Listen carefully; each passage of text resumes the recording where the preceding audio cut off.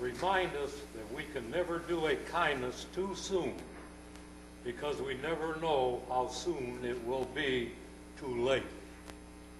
Let us not turn away from any cry for help from the sick, the lonely, or the hungry. Amen. Amen. Amen. I pledge allegiance to the flag of the United States of America and to the republic for which it stands, one nation, under God, indivisible, with liberty and justice for all. First items on the agenda, we have a couple presentations, and the first one's going to be the 2015 Police Week proclamation. Whereas the Congress and President of the United States have designated May 15th as Police Officers Memorial Day and the week in which it falls as Police Week. And whereas the members of the Madison Heights Police Department play an essential role in safeguarding the rights and freedoms of Madison Heights. And whereas it is important that all citizens know and understand the problems, duties, and responsibilities of their police department, and that members of our police department recognize their duty to serve the people by safeguarding life and property, by protecting them against violence or disorder, and by protecting the innocent against deception and the weak against oppression. And whereas the Madison Heights Police Department has grown to be a modern and professional law enforcement agency that provides vital public service. Now therefore be it resolved that the Mayor and Council call upon the citizens of Madison Heights and upon all patriotic, civic, and educational organizations to observe May 10th through the 16th of 2015 as Police Week, to commemorate police officers, past and present, who by their faithful and loyal devotion to their responsibilities have rendered a dedicated service to their community, and in doing so have established for themselves an enviable and enduring reputation for preserving rights and security of all citizens. Be it further resolved that May 15th, 2015 be observed as Police Officers Memorial Day in honor of those police officers who, through their courageous deeds, have lost their lives or have become disabled in the performance of duty. And Your Honor, I believe our Deputy Chief is here tonight. Please, would you step up? How you doing? Good, how are you, sir? Good, congratulations. Thank you.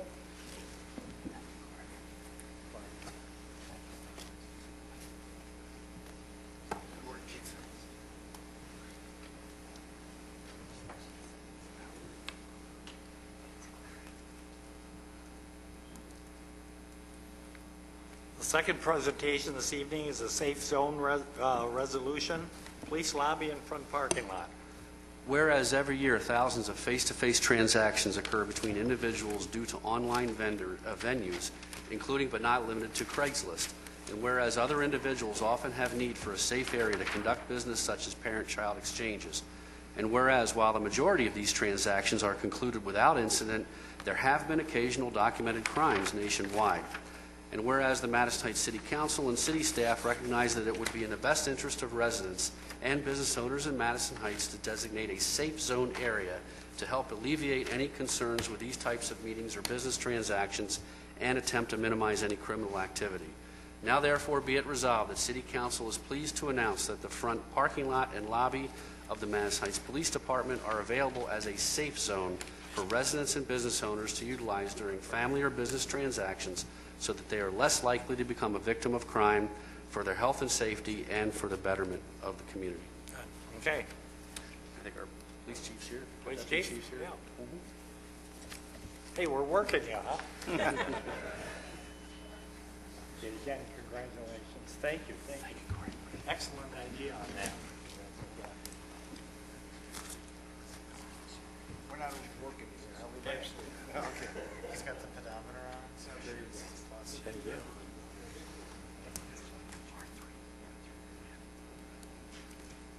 Okay, the next item on the agenda is the approval of agenda, and I think we have to add something to reports. Number one, what's would Your that Honor. be, Mr. Sherman? Your Honor, Yes. I've got it here for you, Oh, sir. okay, please. I recommend that, or I suggest council add to the agenda under Reports? the matter is special counsel from MMRA, recommendation regarding the matter of Harless versus the City of Madison Heights et al. Thank you. Your Honor, Any other? Yes. I support. Okay. Discussion? Second? All in favor? Okay. We have a second, Yeah, Mr. we have Mayor. a second already. Oh, Mayor Pro Tem Hartwell. Okay, discussion?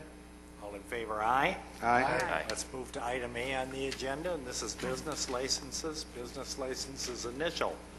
So the first one, there's 5 applicants. The first one's Tim Hortons, a coffee and snack shop at 28775 DeQuinder. Second is H&A Gardening, a retail garden center at 29245 DeQuinder. Number 3 is Red Run Park, a manufactured home community at 1066 Linda Lane. Number 4 is Shred Corporation, a document shredding and storage at 31751 Sherman Avenue. And number 5 is J and LR Legacies Incorporated, doing business as Big Boy Coffee Shop at 222 West 11 Mile Road. All applicants have met the requirements of the city, and what's the wish of council on these? Mr. Mayor, Mr. Clark. I'd make a motion to approve business license initial number 1, Tim Hortons, a coffee and snack shop, which is a change of ownership. Number 2, H&A Gardening, a retail garden center, which is a new business. Number 3, Red Run Park, a manufactured home community, which is a change of ownership. Number 4, Shred Corporation, a document shredding and storage, which is a change of ownership. Number 5, J&L Legacies Incorporated, which is Big B Coffee, and that is a new business. Okay, thank you. Can we have a second? Your Honor, Mayor? Mr. Hartwell. I support the motion. Thank you, sir. Discussion? All in favor, aye? Aye. Opposed business licenses, temporary and seasonal. We have nothing scheduled for this evening. Likewise, business licenses, non-commercial. So with that, we can go into public hearings. And go ahead, Mr.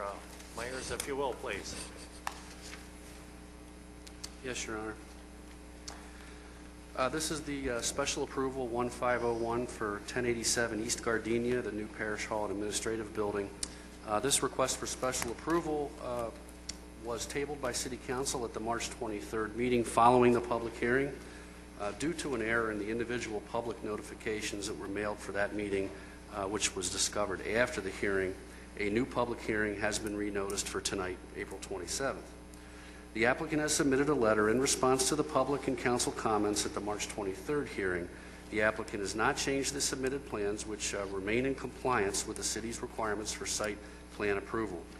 Special approval is required for churches and related facilities in the R3 district. The proposed parish hall and administrative building is the subject of this review.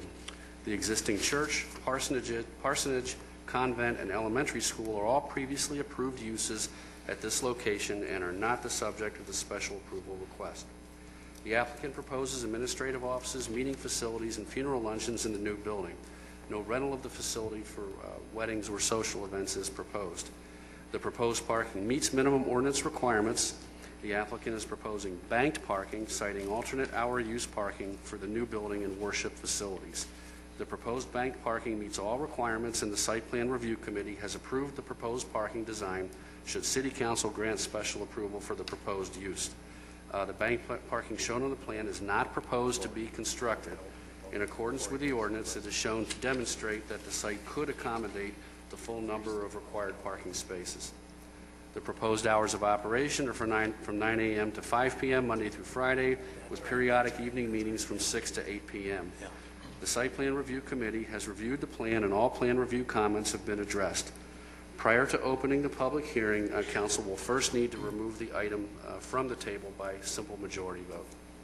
Yeah, can we have a motion from council to remove special approval 1501, please? Your Honor. Mr. Corbett. No, the good-looking one. Was that Mr. I'm sorry. Yeah, sir. They look alike. Fair enough. Okay. Councilman Bliss. Your Honor, I move that we move the special approval for 1087 East Gardenia from table and onto tonight's agenda. Good, thank you. Second? Your Honor? Mr. Mayor? Mr. Corbett. Discussion? All in favor? Aye. Aye. Okay. Any opposed, So- Mr. Mayor? Any questions? Yeah. From No, anybody? any opposed, Mr. Mayor? None? Any opposed to the motion? No, none. Okay, thank Okay. you. Hey, what we're going to do now, I think, is we're going to open this to the public, and I think you're going to make a presentation for us, sir? Yes, Your Honor. And you are? Your sorry. name and address? Kurt Neiswender, 1440 Lake Nipissing Road, Lapeer, Michigan, Okay. architect of the project. And if you would allow me to use the Yeah. projector? Yes, sir. It's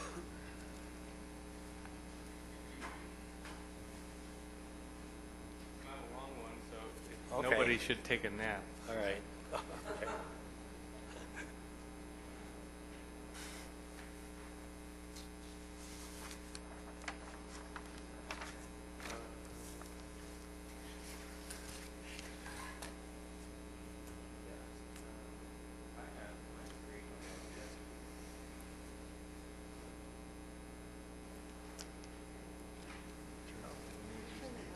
Dim, but the bulb might brighten up, I hope. Thank you for allowing me to set the tone here. So good evening, Your Honor, Mayor, and the Council. I've prepared a brief presentation in the event that a neighbor around the property speaking for or against may do so with the facts relevant to the project, and to expedite tonight's discussion, to respect the mayor and the council members' time. So first, I'll just present our aerial view. This is the property. Okay, so obviously, so this is Herbert Street. Here's the church building and the Montessori school and the existing church rectory here. And then everything that's sort of in this green area is the also part of the church's property. Just to make things a little more clear, here's a better drawing over the aerial. As you can see, the dark outer line is our property line, and then the inner line is the required zoning setbacks for this property. And then moving into some drawings here, here's the proposed site plan. So we can see here the existing church building and fellowship hall, the existing Montessori school or school building, which is leased by the Montessori, the existing, sorry, try and get this over here. And this is the church rectory, so pastor's residence, and where the current office space is also located. And then over here, you know, it's a sort of dashed or hidden line. This is where the proposed banked parking would be located in the future, in the event that it would be required by the city to develop parking. So as you can see here, the orange box here represents the footprint of our new building for the parish, and up here is our 35-foot required rear yard setback per the zoning code. And then our building's edge from the northern site property line is 125.2 feet. And then from the western property line, the closest point of our building is 177.4 feet. And on both sides, this is a 35-foot setback. And then in between both property lines is a grove of 80-year-old oak trees that are anywhere between 60 and 100 feet tall. Very nice specimens of oak trees in great health. So this is going to be a little distracting, but I have a closer view. One of the comments was a light pollution potential, and so in the submitted drawings, this is my engineer's site lighting photometric plan. And so in this box here, our area of concern, a little closer view, you still may not be able to read these numbers, but as designed previously and currently, any of the new site lighting for the property reaches a level of 0 foot candles, which is the power of light, you know, through a distance, 0 foot candles at the property line. So there will be no additional pollution, light pollution, to any neighbor's as a result of any of the new site lighting. And this is also something required by the zoning code.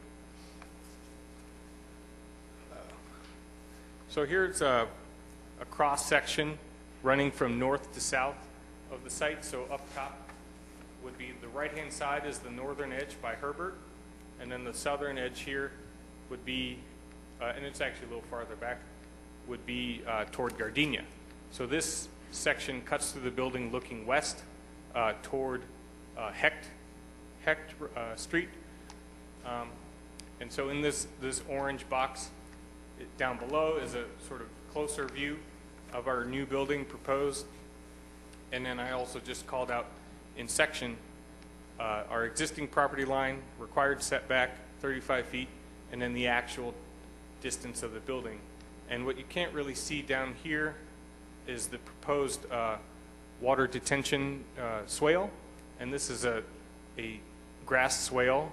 It's a very shallow slope, and it's no more than 2 feet at its lowest point. So because you can't really even see it in this section, it sort of speaks to the fact that it's not really going to be a physical impediment to the project, but something that's also required by the building code or the zoning code. So here's a view. If you were to stand in the northwest corner of the site, looking back to the east toward the existing church, so the church sanctuary is over here, and then the fellowship hall toward the Montessori school is down this end of the building. And then you can see here the edge of the parking lot. And then this is what it would look like from that same corner with the new building in place. And this is there's perspective rendering that I used the computer with the site plan to create. So this is the same view of the actual picture, and then here's the proposed picture. So you can see that because we have this benefit of these old growth trees, their foliage canopy and their massive tree trunks are going to be a great screen to this building that naturally exists. Plus, you could see from the corner of the property that the new building is obviously well far away from the property line. Here's a view looking from that same corner toward the south, down that west property line. So Hecht Road is just beyond over here, and then the church parking lot is over here to the left. And then if you were standing facing directly east, again you would see a lot of the old growth trees, plus the proposed building 177 feet away. And then here's a view closer to the parking lot. And then this is looking south. So if any of the Vinoy properties, this is what their view would be in the future. So you can see more of the old growth trees, and then our building 125 feet away. And then here's our view from our parking lot on the Herbert Street entrance. And this is the general scale and massing of what the building is proposed to be. Single-story building with a 612 hip roof with brick veneer to reflect the existing church and Montessori building, so that creates a more campus-like feeling. And I think that's it. So those are the general visuals of the design, and I'll leave it on the site plan. Sorry to go fast here. So if anybody has any questions, I can answer them or turn it over to the community. Thank you, sir. Okay, at this time, the meeting's open to the public. Anybody wishing to address council, please feel free to do so. The ones that are going to address council, we'd ask that you step up to the microphone, give us your name and address, limit your comments to 3 minutes or less, and let's keep everybody in an orderly manner, if you will, please. So, sir, whoever, go ahead. How's everyone doing tonight? Great. Mr. Mayor? Yes. So, when I was here at the last council meeting, when the first council meeting... Wait, have your sorry. name, yeah. Olivia Pierce, Pierce. I reside at 888 Vinoy Avenue, Madison Heights, Michigan, 48071 directly in view of the proposed property. I was at the first council meeting in which we tabled this issue, and although I did read over the letter sent that did address some of the issues that were brought to the attention, there were some other issues that myself and other neighbors are concerned with that haven't been addressed. In addition, I would just like to say that we're all a community here, but the response from the representative of the church made myself feel, now I can't speak for other people,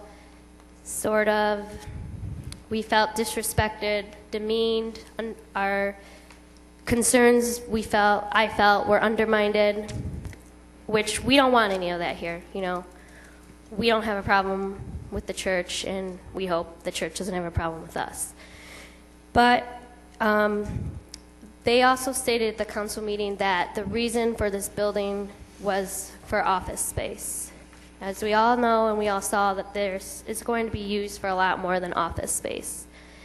I grew up in a Catholic community. I went to Catholic schools. I know there are a lot of events that go on that they say they're not having weddings, which is great. They're having funeral luncheons, but they also have a list just from their website that they have that they're going to be adding here: confirmation and Eucharist receptions, blood drives, chili cooks-off, picnics, other services and things that they're stating that they don't have room for in the school, that they need space for, and that's why they're building the buildings. Looking at the list of things that they do as a community, this building would be used almost every night, at least three days a week, you know. And, you know, that's 8 o'clock at night. I have a 4-year-old. He goes to bed at 7:30. Okay. Another thing that I'm concerned with... Kind of hurry it up a little bit, if you will, please. In the presentation here, there was never an addressment of the convent site. And we discussed that in the last council meeting, that site may be able to use. I think they might be designing that for bank parking, but they just said that that was an option they originally had looked at, but the diocese decided that that route wasn't the route they wanted to go. They didn't present anything here tonight. I know they said they didn't make changes to the plan showing that they could use it. They didn't even address that as part of their property, which it is part of their property. Okay. Which is kind of slighting us, saying, you know, we're just going to show you the information we want and not give everyone enough information to make an informed decision. Okay, are you all set? One more thing. The view, can you go back to from the corner of the property looking at the site? Because that's the view that I see from my window in my kitchen. Now we're limiting to 3 minutes, you know. Go back. Go back. Back. The actual. This is what I see. It's kind of in the middle, so it's like off to the side. This view that they have is not exactly what I see, but basically it's further back. You know, if you go to the rendering, the tree trunks are a lot thicker, so more of the building is going to be viewable from myself and other people. I just think that they have other options, and they are kind of making a divide in our community, and I don't want that. And I'm thinking about Madison Heights' future. You know, I bought my house with this in mind. If I bought a house that was 35 feet away from a drainage ditch, knowing that that was there, or 100 feet, 112 feet away from a building, knowing that was there, that's different. Yeah. Okay, thank you. Next person, please.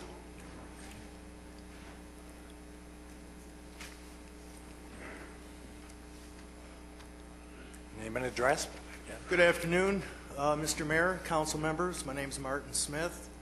I live on Hale Street, 28933, second house off the corner, right on 12 Mile Road there. I just wanted to state that I feel this would be a benefit not just for the parish, but for the community. Father and all the office staff have pretty much been working out of the rectory, which is his home. At one point, there was more priests in that facility. There wouldn't have been any room for any offices whatsoever. Of course, I just think that it will help the spiritual growth of not just the church itself, but also the community.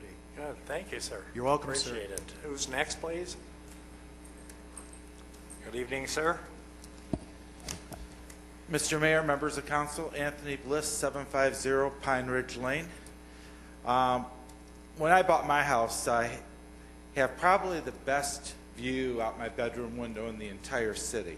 I have a church right behind my property as well, and I love my view. It's fantastic. And I love the fact that we have a relationship with that church to where they allow us to park there for events. I and my wife love going strolling there, but we also know that it's not our property. There could come a time where that church may need to build. They may need to grow. That's a good thing. I would love to see this activity center every single night having something at it. Churches aren't growing anymore. We should be celebrating that. Celebrating that there's a need to grow. I went to school there. My kids went to school there. That is a fantastic parish. And with all the churches that are closing nowadays, they have a parish church coming to you saying, we need to grow. Let us grow. That's a good thing. There may come a time where I won't have the view that I have right now. I know that. It's not my property. It's their property. And for more than 50 years, the people around St. Vincent Ferrer have had a fantastic view that they didn't have to pay taxes for. The church paid taxes for. They paid the money for that. So to say that, oh, now my view is being taken away, instead of saying thank you for the last 50 plus years that I've been able to enjoy the property. You know, now you need to grow, so let them grow.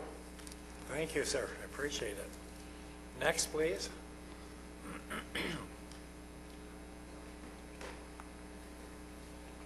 Name and address, if you will, sir.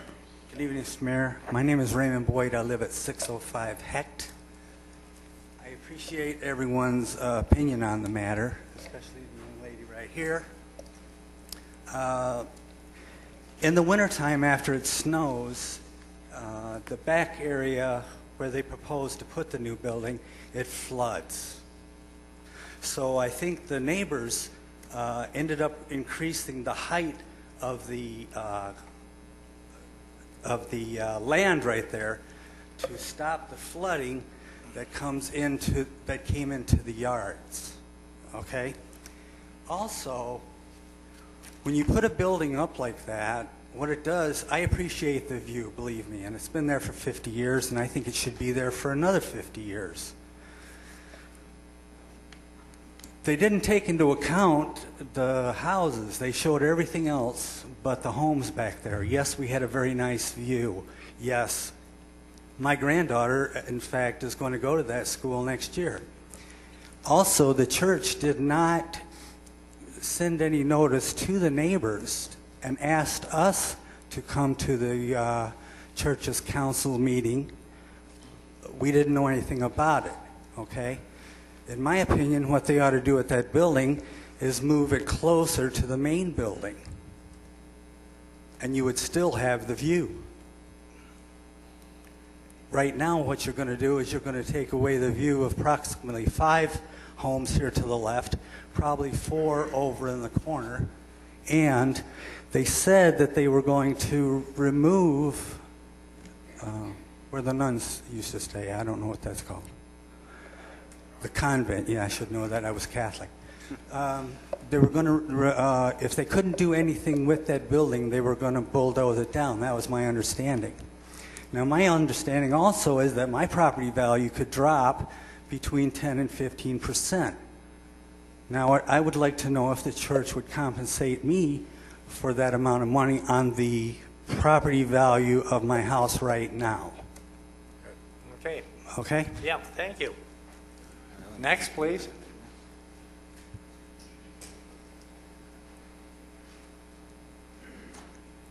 Good evening. My name is Kathleen Boyd. I live at 605 Hecht. Our property faces the church and the proposal. My question for tonight is, why is this expansion necessary? Really, an office building? There are multiple properties within easy proximity to this building project that they could refurbish, I'm sure would cost less than building an entire property. The other problem that I have, it's also my understanding that area churches have been closed, and that's the cause for their growth, is that those churches are now coming into this church. And those churches are already on main roads that already have the infrastructure, the sewers, the roads, the parking, the necessary buildings, and they're not smack dab in the middle of somebody else's quiet neighborhood. I'm also concerned about the potential loss of property values. I'm concerned about the water management. As Mr. Boyd just said, there's already a water problem back there, and they're talking about basically water ditches that are going to hold water, and we all know where water stands, mosquitoes grow. So now we have an increased risk of disease and just the pests of having extra mosquitoes because of their plan. There will also be unwanted and increased traffic and noise and light because of their building proposal. This is a quiet neighborhood. This proposal is ill-advised and unwelcome. Thank you very much. Thank you. Next, please. Your Honor, may I respond to the... Yes, go ahead. So I know the definition or terms, detention pond, sounds really negative, but you know, when you hire a civil engineer, they use the terms that are in the book, and honestly, the term detention pond for water retention is not what it sounds like. We have a very shallow depression in the ground to the north that's going to be fully seeded, and it's going to be grassed and mowed every season just like the lawn is, and it's designed to tie into the existing storm drainage for the city and always be a dry pond.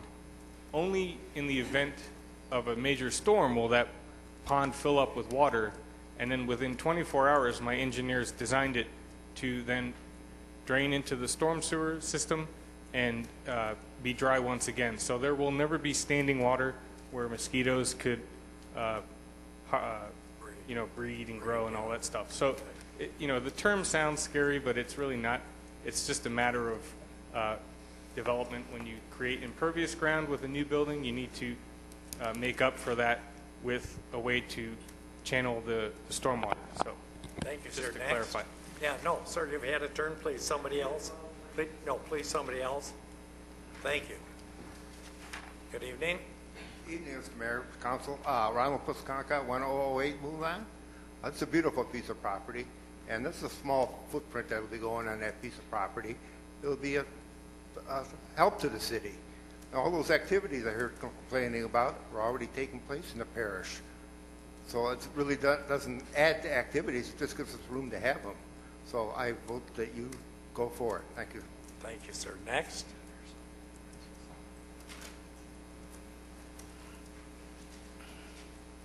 Good evening. Mayor, City Council, and City officials, John Turchin, 29721 Sherry Avenue, Madison Heights, Michigan, 48071. I belong to the parish. I moved there from St. Denis years ago. I was first a member of St. Vincent Parish in 1959 when that was all woods back here. I don't even remember driving them houses. I know we had to park on a dirt parking lot back in 1959, 60, 61, and 62 before I got drafted into service.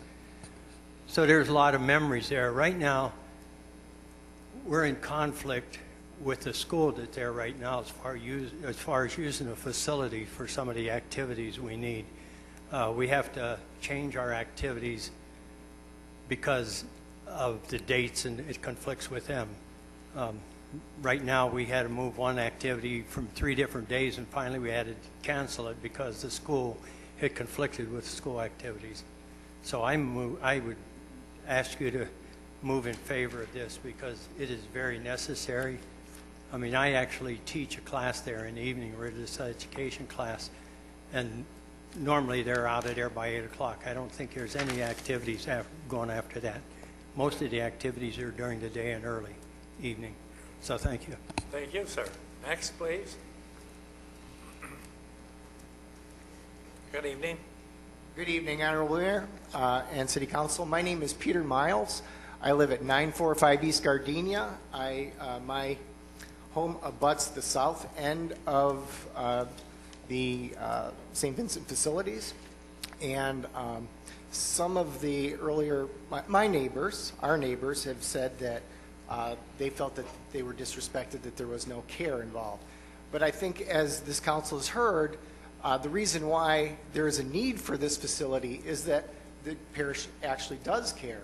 The parish outreach programs is such that there's a need for further administrative facilities. As Mr. Turchin mentioned, as Mr. Bliss mentioned, there's conflicts with the school because the parish is doing so well. Just as a very short list of the things that the parish does, not just for the people within the parish, but for the entire Madison Heights and Oakland County community, there's a jail ministry. There's food collections for the poor. There's Oakland County homeless kids school supplies collections. There's St. Vincent de Paul, which distributes food, clothes, and funds. So this is a very necessary administrative building. There's a lot going on, and it shows that the Archdiocese of Detroit cares by allowing this to go forward.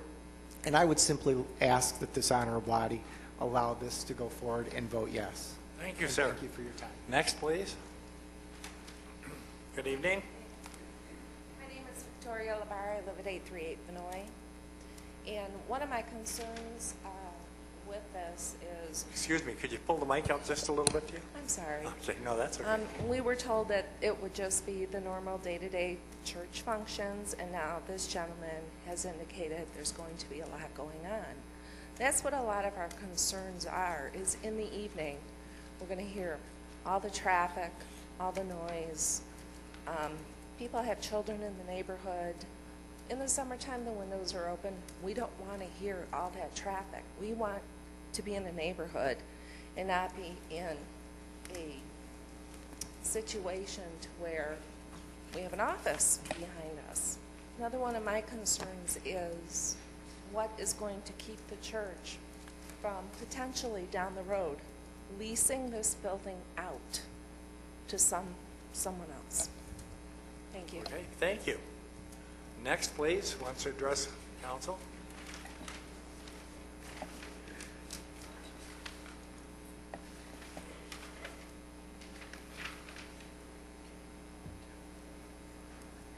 Good evening, sir. Good evening. My name is Leonard Kloppus. I've been a member of the St. Vincent Fair Church since its beginning, and that's been quite a long time. And I feel we've been a good neighbor. Maybe there's new faces here. Maybe some of you people have not even been around here for that length of time. But I don't think there's ever been any problems with the city. If there was a minor problem, we complied with the problem. We were good neighbors. We've added to the community. We haven't degraded the living conditions or the welfare of the people in that area. And so, yes, people have a right to complain, I guess, to raise their complaints, just like they did for Myers. We had all kind of complaints. It was going to be a disaster, and what's happened? The people that were doing the most complaining, they're now over there shopping. Right. And so I think we can consider, but I think overall the benefits for the parish and the community far outweigh any negative conditions that we have. We're not changing the basic environment at all. And so I think the assets or the benefits outweigh the negatives. Thank And you, so sir. I Yeah. urge the council to please approve the proposal. Thank you, sir. Mr. Mayor? Yes. Did, Mr. Mr. Clappus? Could you give your address again? I'm sorry. I live at 29495 Herbert. Okay. Good evening, sir. My name is Dan Kostek, 733 Heck Drive. Mr. Mayor, Council, thank you for hearing us again today. I know we tabled it last time, so we appreciate your additional consideration. I have the same concerns as all the other neighbors. I border the property line that's at risk here, and believe me, I'm for growth, especially growth within the spiritual community, but I don't feel that they are honestly considering the resources that are currently available to them that will cost less money and do less of a hindrance to us bordering it. Me and a few neighbors took it upon ourselves to hit the streets with the information that was not so easy to obtain, which feels intentional, but we got the information, we hit the streets, and we expressed our opinions, and we have a petition signed of just a small sample, but 33 people within the neighboring community of the houses that will be affected that do not want construction of this building. We have right here, I'd like to submit it for Please, record. if you would, yes. Yep. Be happy to take it. Thank you very much. Thank you. Next person who'd like to address council, please. Good evening, Mr. Mayor. Good evening. Council, my name's Loretta Hayes. I live at 635 Heck Drive. I'm going to be directly impacted by this. I, again, do not want any spiritual community to not grow in growth. But the area that they want to put it in is not in the best interest. We are a small neighborhood. There are residential borders on each side, all four sides, not one, not two, four. Everybody that we have talked to does not want this in that area. They would rather see that they build on to the convent or build onto the school. On the corner, they have three viable options to them. If the school is interfering with their events, take your building back. Use the space you need. Don't put it at the cost of residents. Another thing, I looked up your zoning code on R3. That would be considered, if I read it right, an accessory building on that property. Under your code, it cannot be no higher than 14 feet in height. They're at 24. It can't be any larger than 5,500 square feet. They're at 6,700. There is a lot of city codes that this plan is going against that you're going to have to consider, and I don't think you can do it all in one night. Thank you. Thank you. Appreciate it. Next, please.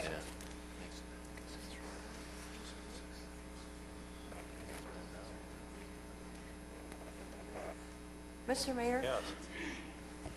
If I could ask the city manager either now or when everybody has concluded their speech, does it violate city codes, as she mentioned? No, Mr. Schaefer's right here. Please, sir, if you would. We should address that now. Good evening, Mayor, City Council. Have a seat, Jerry. He's not short.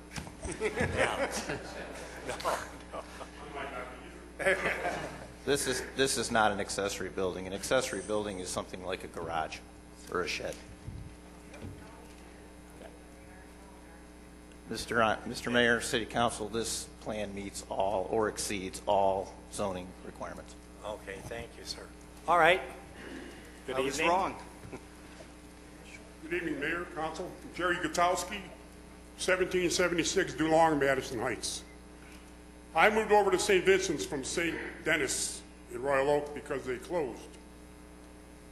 I have found out, since being there, to hold a meeting at St. Vincent, you either go into church, you go into the Christian service office. That's unbelievable. It's like asking you people all to get together, go into Father Esper's office, which is his bedroom or his living room, and have a meeting. There's absolutely no meeting space. The idea of us renting that building out isn't going to happen because the building is just big enough for us to hold what we need. A luncheon, a funeral dinner, that's excessive. That's not much.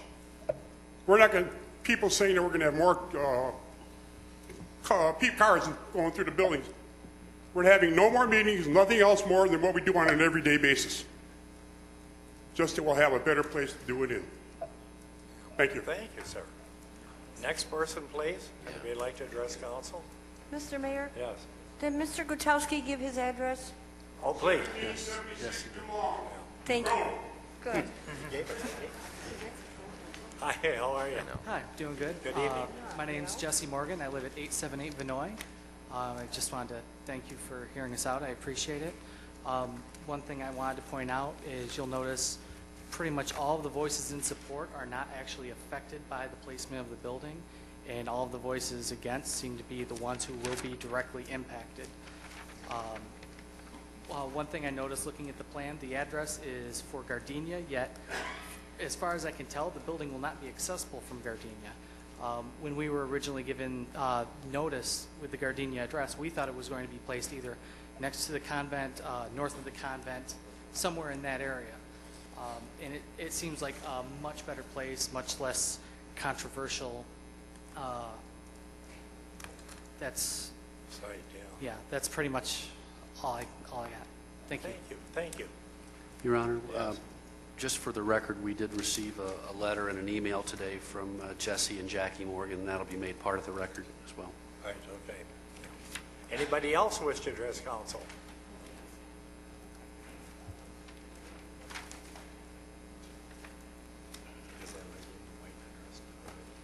Good evening. My name is Jennifer Hamill. My address is 744 Hecht. Looking through all of this today, it's kind of interesting that this meeting is today because there's also the town hall meeting at Madison today, talking about their growth. Both are in my neighborhood. Both affect me in about the same way, traffic-wise, activity-wise, and I'm so excited about that growth and to see what they can bring into our community. I'm excited that they're sharing and they want us to do that. The plans have been up. This project, we never seem to have information for, or it's contradicting. I'm very concerned about the convent. I'm concerned that it's vacant, if I'm correct on that. That it's vacant, that they're not using that space.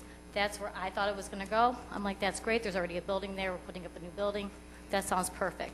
We're not losing that grass area, not putting in additional parking or having the plans for it. I think these maps aren't accurate. I would have liked to see all the houses on it. I would have liked to see that. But my biggest concern is, where's the information? We have two projects in the same neighborhood, and it is night and day. The other project is bigger. It affects us more. And I'm excited for that. Why am I not excited for this project? That's my concern with this one. It's in the middle. I like it. We ride through. The other thing I'm concerned about that I wasn't until I received this packet is the letter that came from the architect, reading through the comments that he made to the concerns. That concerns me because thank you so much for letting us use that private property and let our kids play and ride our bikes through.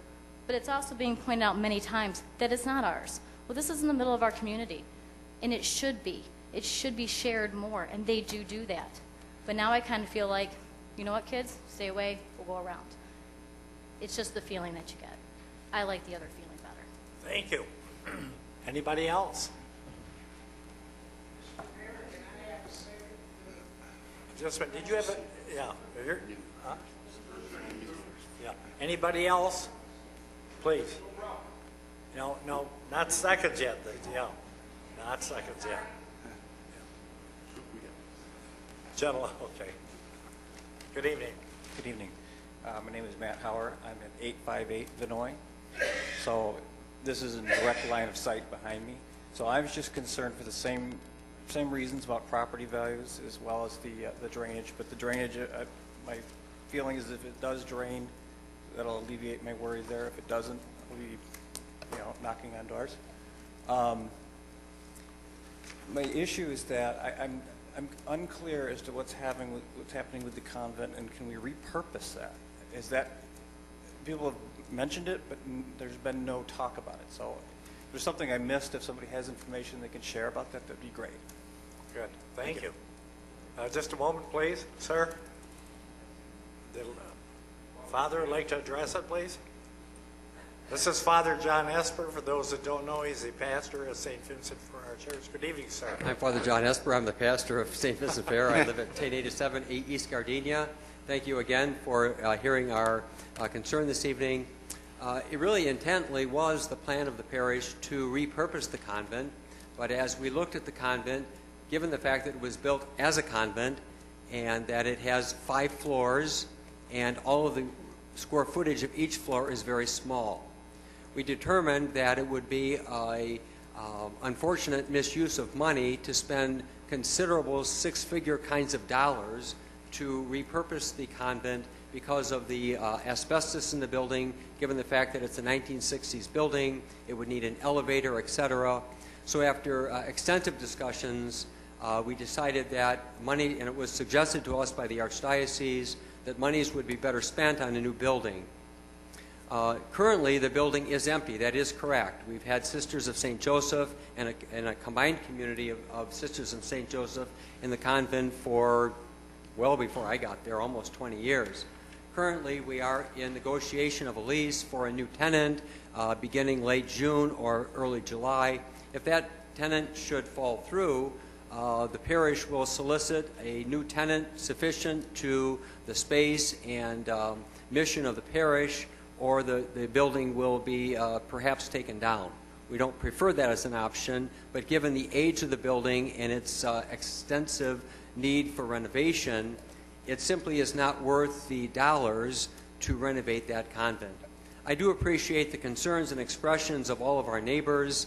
Again, I've been in the neighborhood for not quite 10 years. I'm excited about the progress, and I'm very grateful and happy for the number of parishioners that are here this evening.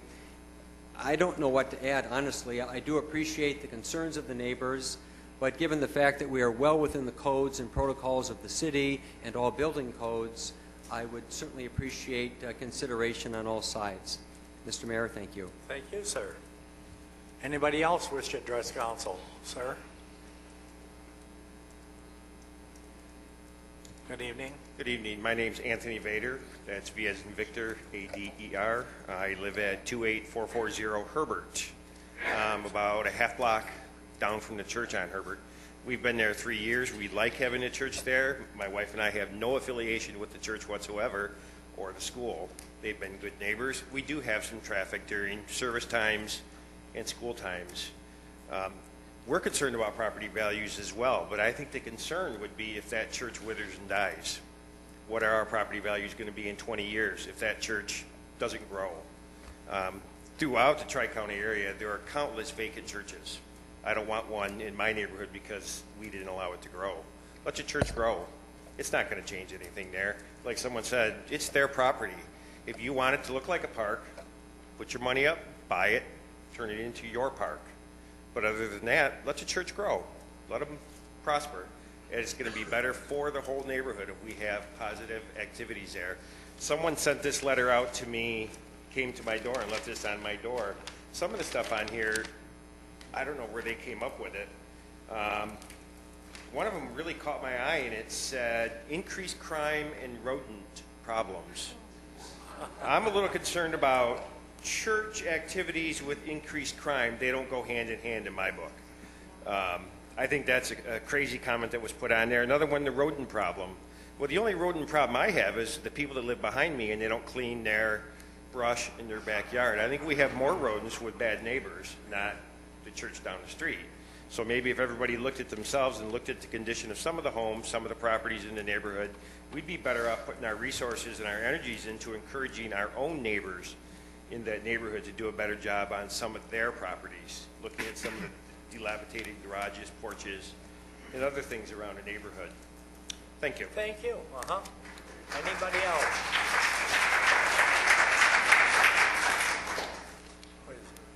Well, wait a minute. Just a second. Going up, yeah.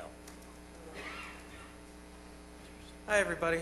I did not plan to speak, but my name is Josh Pierce. I live at 888 Vinoy.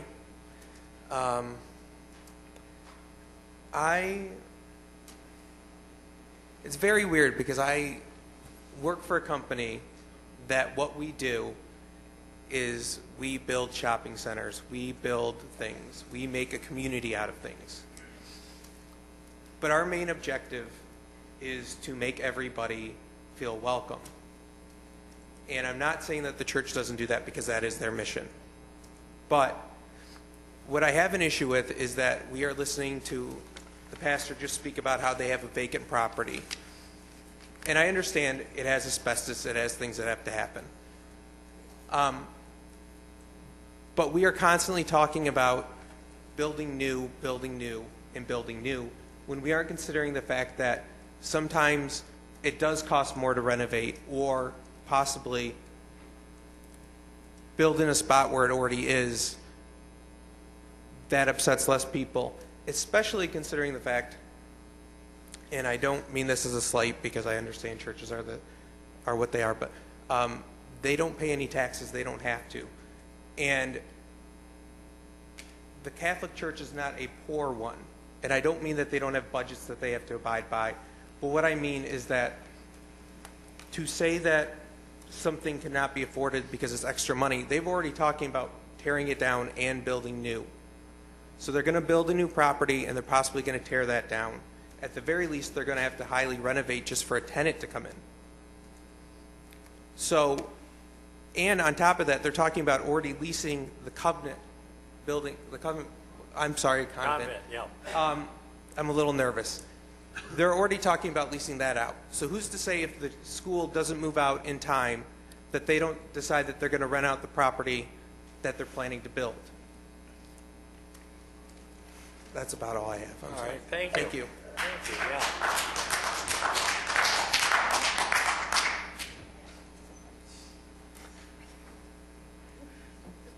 Good evening. My name's Jackie Morgan. I live at 878 Vinoy. First, I want to thank each of you for reading the letter I sent earlier, and I'm not going to say too much because it was 5 pages. I hope I said enough at that point. But I just want to reiterate, the one thing I haven't heard too much of tonight is privacy.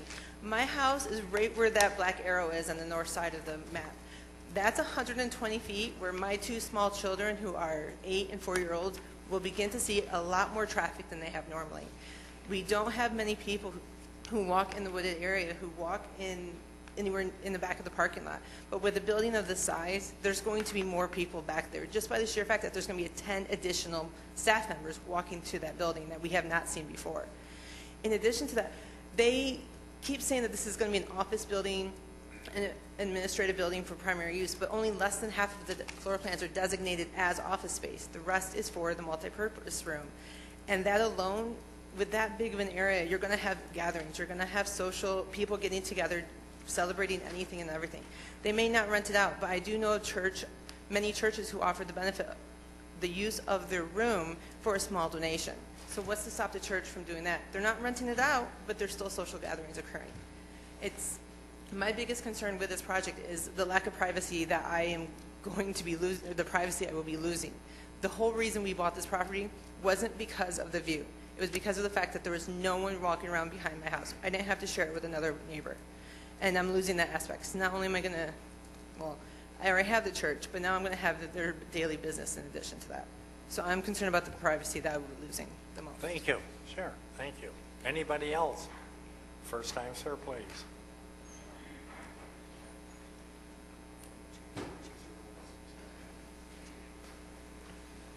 Good evening, sir. Good evening, Mayor. Good evening, council members. My name is Darren Gray. I live at 1267 Cynthia Avenue in Madison Heights. I'm also a member of the parish, and I'm also one of those people that would not be directly affected by this building other than for the use from the parish. However, I keep hearing the concerns of more traffic and more people. The purpose of the building is for office and meetings areas, and I don't see where there's going to be any more traffic. There might be, there's not going to be any more traffic than what already goes into the parish or the parish hall. It's just going to go to the other side of the parking lot. So you know, and from what I understand, there's, in looking at the plans, there was only going to be 2 trees that were going to be retransplanted. All the trees are going to still be there. All the grass is still going to be there. So I really, and the parish really does need the meeting space. As it's been said on several occasions, there just isn't room in the hall or in the sacristy there, in the sanctuary to hold the meetings. So that's all I have. Thank you, sir. Anybody else for the first time?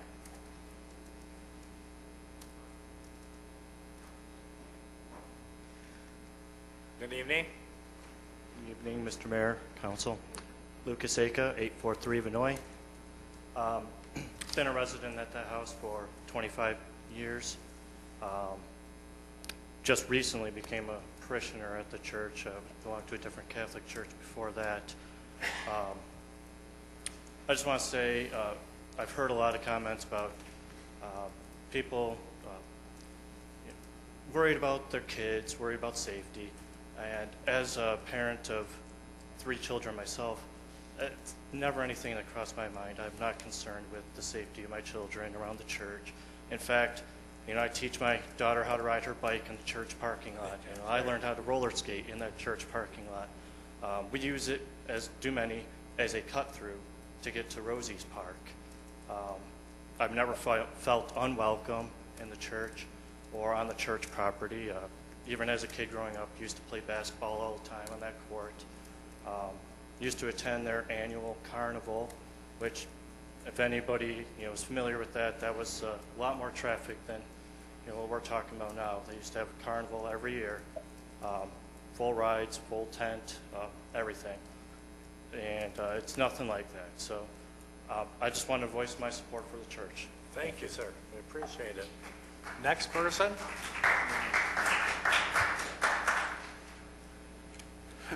Good evening. My name's Amy Roy. I live at 868 Vinoy. So my house is going to be directly impacted by this building. I'm glad that the church is growing. That makes me happy. I guess my concern is not so much the safety, but the fact that there is going to be more foot traffic back there. I have already had children from the school. I've caught them playing in my backyard. I have a fence, I have a lock on my fence, and they still came in. I've had to go over to the school to ask them to not let their children come into people's backyards. So my concern is just, if they're considering taking down the convent anyway, why can't they just take it down and put the building there where it's impacting a lot less people? That's just my concern. Or maybe putting up a privacy fence for the neighbors that are directly impacted by this new building, so that their safety concerns, whatever their issues may be, will be somewhat taken care of by this privacy fence. Because we already do have a standing water issue right there. Every time it rains, my backyard floods. You know, property values are going to be impacted by this building, and to be honest, I've already put my house on the market. So it's just a big concern in this empty convent. I just don't understand why we can't build a new building over there if they're considering taking it down anyway. That's my concern. Thank you. Is there anybody else first time? Second time? Okay, so you're going to hold to 3 minutes, if you will, please. You're going to hold to 3 minutes? Yeah.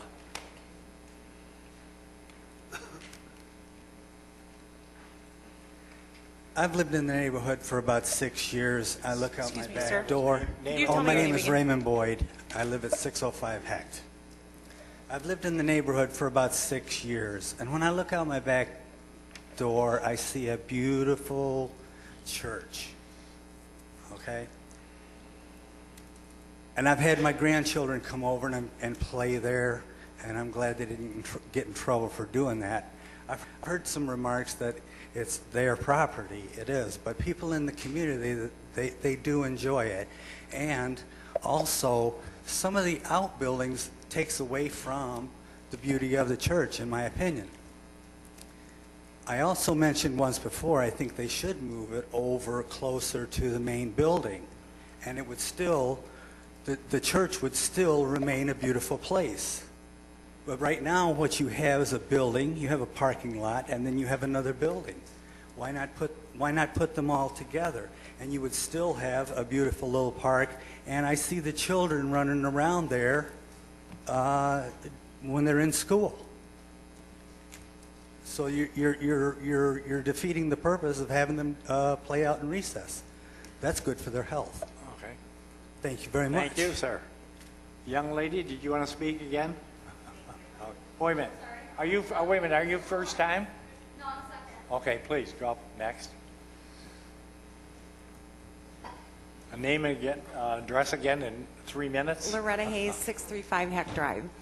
I wanted to mention that I did call down to the Archdiocese, and the information that I got about the convent is, yes, it is either going to be leased or sold, and if it's not done by August, they are going to bulldoze it. Also, St. Louise at 12 Mile and DeQuinder is going to be closing. St. Mary Magdalene at John R. and Woodward Heights is going to be closing. When is, Mrs. Hayes, Your Honor, may Yeah. I just want to go on record, Mrs. Hayes. I'm here. Hi. I want to just go on record with you. I told you on the phone, and I want to say it publicly, that is not a true statement, and I have confirmed it. Well, I talked to the No, ma'am. Archdiocese Okay, that's all. office, not him, but the office, and Yeah, that's no, the ma'am. two churches. In fact, St. Vincent's was supposed to be in the merger, and they Yes, ma'am. decided No, ma'am. to keep St. Vincent's and sell their commercial property. I'm sorry, but Okay, yeah, I let's- just yeah, wanted let's out not- there that let's My not next argue. question You're right. is, nobody has addressed this, when you have a building that size, there's going to be garbage dumpsters. Those garbage dumpsters are going to be behind the building, which is going to be in our view also.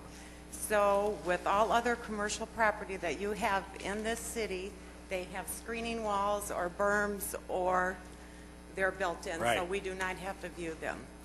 Concerning the rat problem, the school has erected a shed on St. Vincent's property, and it is not on any rat wall. It is sitting on the parking lot. First, it was sitting on the ground. The rats burrowed under it. We complained, so then they moved it to the blacktop. We have a horrible rodent problem right now. And it is our concern that with more garbage dumpsters and Yeah. back there is going to be a bigger Well, problem. I'm sure the dumpsters are going to be enclosed. They have to. We have a commercial building, and it has to be We have enclosed. to have them from the enclosed, but public. nobody Yeah. has addressed that, so I was just making sure that was one of our concerns also, Okay. to either Thank you. berm it or put a privacy through there. Thank you. Okay, young lady? Name and address again. Jennifer Hamill, 744 Hecht.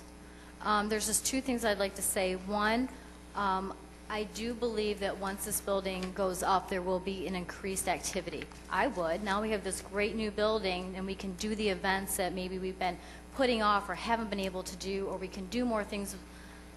I do see that there's going to be an increase in activity. And the second thing is I do believe there is a safety issue when it comes to that parking lot and when there's children events. And that is very well documented for the catechism nights. I've gotten letter after letter about the safety of our kids and how we cannot have them walking through the parking lot. We have our procedures. And I think that goes to the same thing with events, because now we have the church here and we have the building over here. That's putting those children across. I think it is an issue. And they know that there's an issue sometimes when there's events with children. Many letters have gone out. Thank you. Anybody else? 3 minutes? Okay. Again, I'm Olivia Pierce at 888 Vinoy Avenue. You know, there's people on both sides of this issue. The people on the side that want this building there are, except for maybe one or two people, members of the church community. Most of those people, again, are not situated, their property is not there. There's an issue with transparency. As the woman who spoke before me said, the Madison project, she got a plethora of information about what was going on, what was happening, what they were thinking about. Come out and ask questions. Again, the church community did not give us that information. We didn't know about it until we got something in the mail. And I'm all for them growing, But the fact of the matter is they're not growing. The church hasn't grown. It's just other churches have closed, so their parishioners have come to this church. They've added masses. This is in the time that I've lived here, and we moved here in 2012. Okay. All right. So, if they're not going to be transparent about this, what else are they not going to be transparent about? That's not neighborly. And they have been good neighbors up to this point. But by saying it's our property, you guys don't have a say, not giving us enough information, ignoring the convent, what other things are going to happen? That's all. Thank you. Thank you. Gentleman in the back, you want to speak again?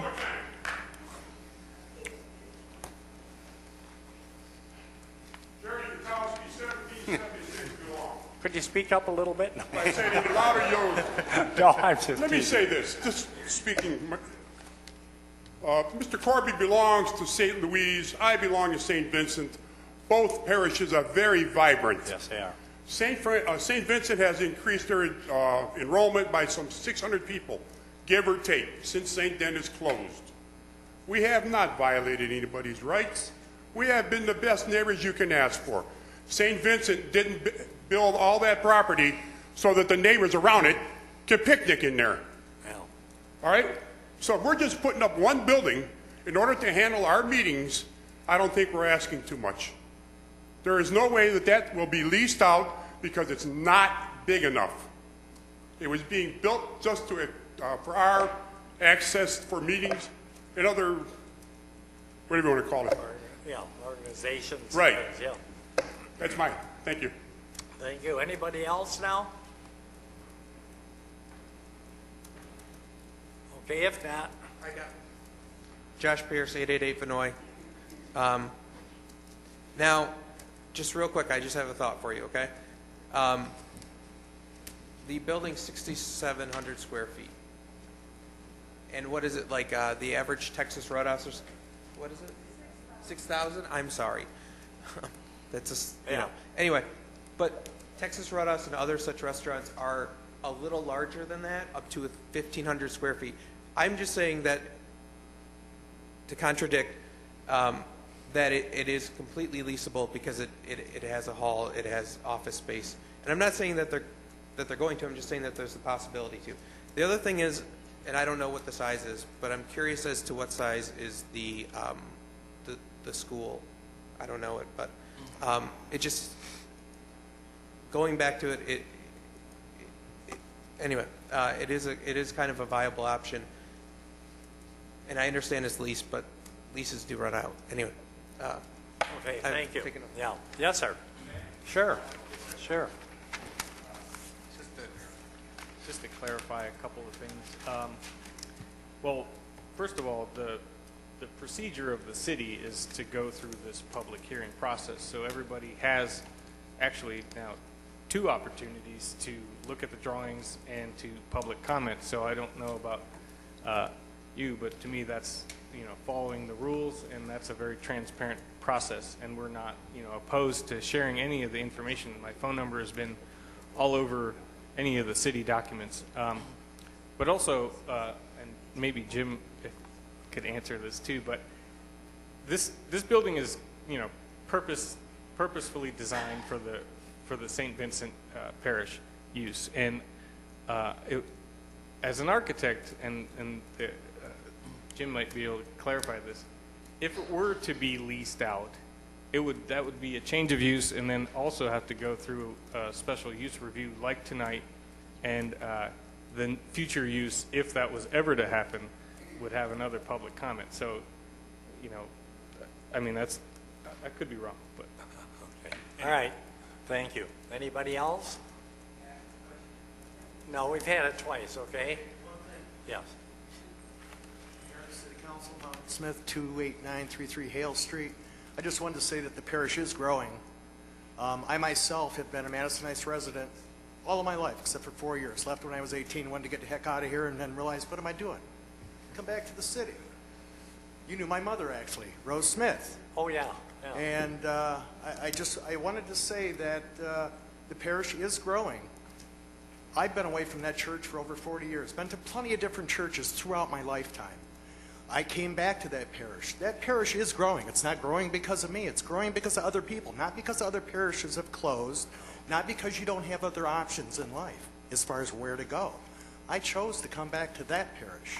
So the parish is growing. That's all I got to say. Good. Okay, Have a good thank day. you. All set then?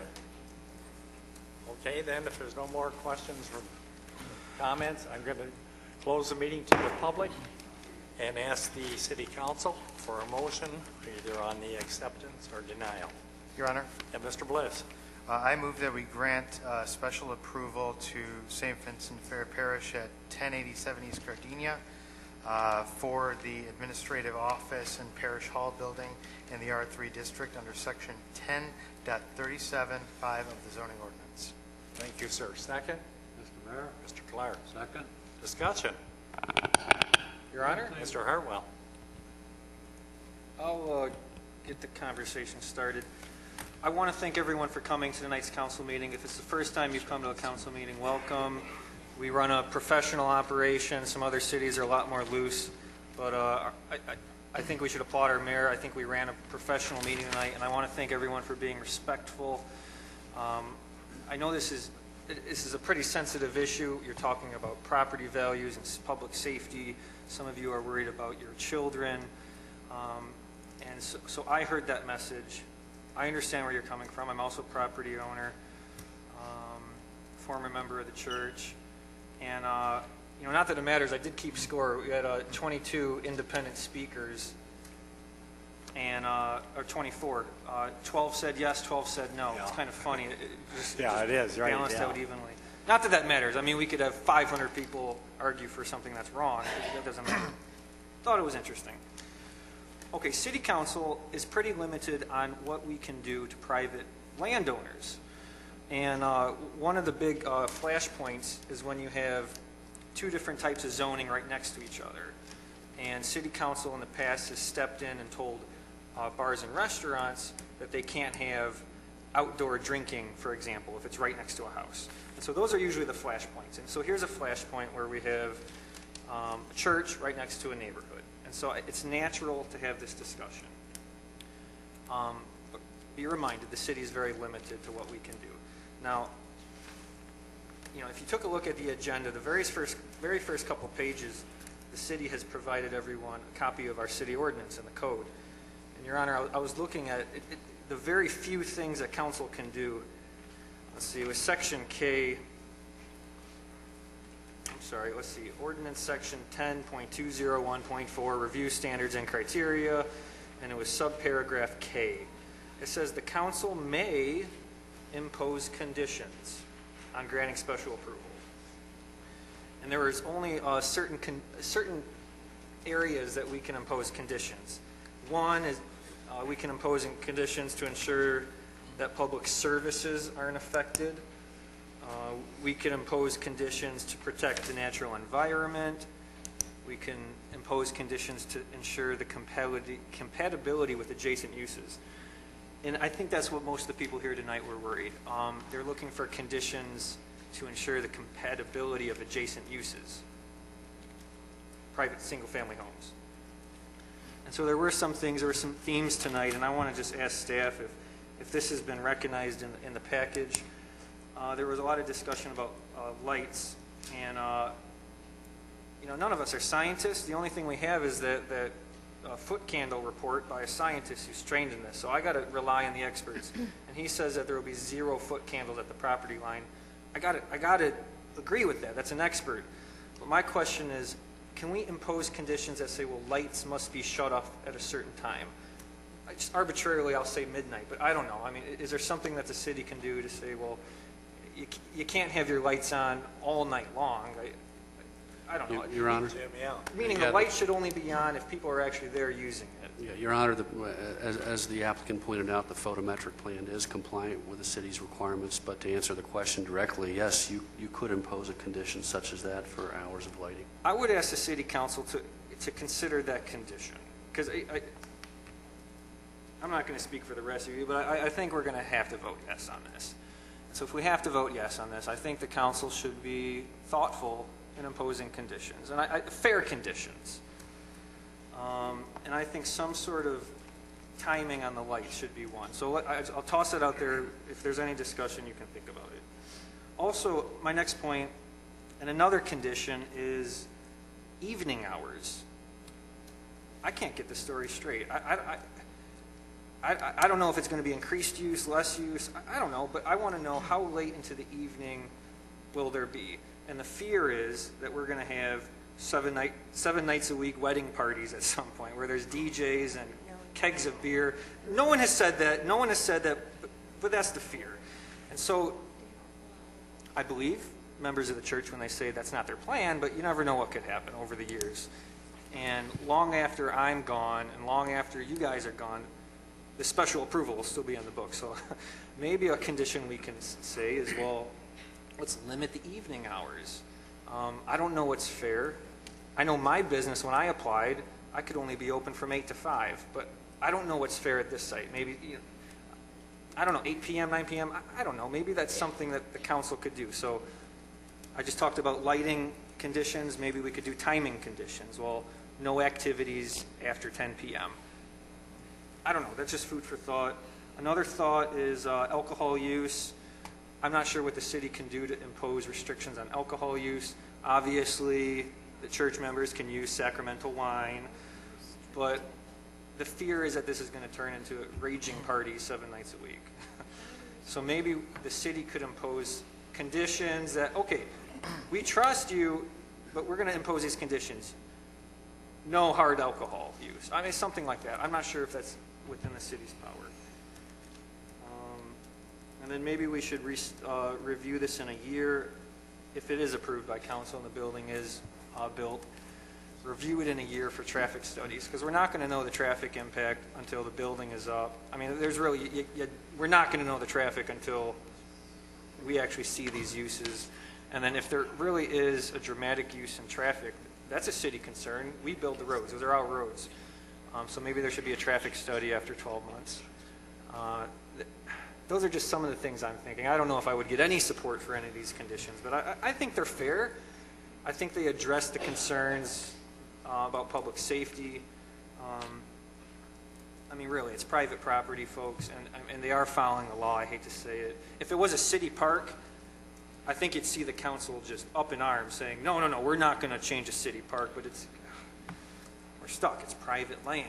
Private landowners have a right, if they follow the law, follow the zoning, to use it. So I don't know. I thought I'd start the conversation. I'm persuadable. I'm not set in any opinion, but I guess please, I'll pass over the torch. Thanks for giving me so much time, Mr. Mayor. Anybody else? Your Honor? Yes. Okay. Well, I also wanted to echo the sentiment of Mayor Pro Tem Harwell and thanking everybody who came out and engaged in this debate. It was lively but civil, which is absolutely awesome from both sides. But here's the thing: I'm open to fair conditions, but I also don't want to back the church into a corner.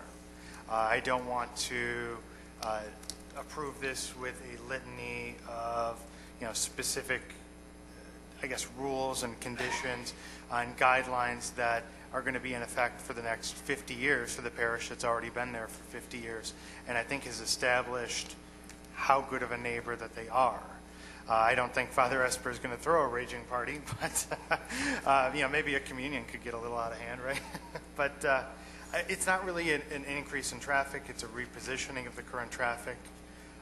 The campus layout is important. It's a very functional layout surrounding the parking lot, and it will allow not just the ability for the church to grow, but more the enhancement of the quality of the programs and the access that parishioners have to those programs, which is incredibly important. And to me, the big thing to note is that this parish has been there longer than a lot of the homes that are surrounding it.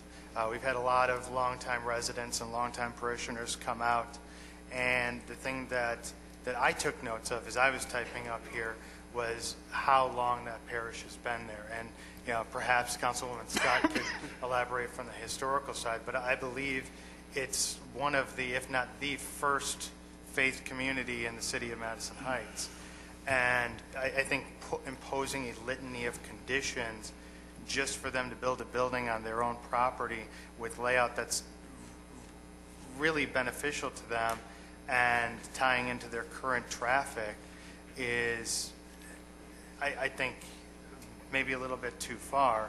And the other thing that I'd like to point out is that traffic 2 decades ago, just 2 decades ago, was incredibly higher.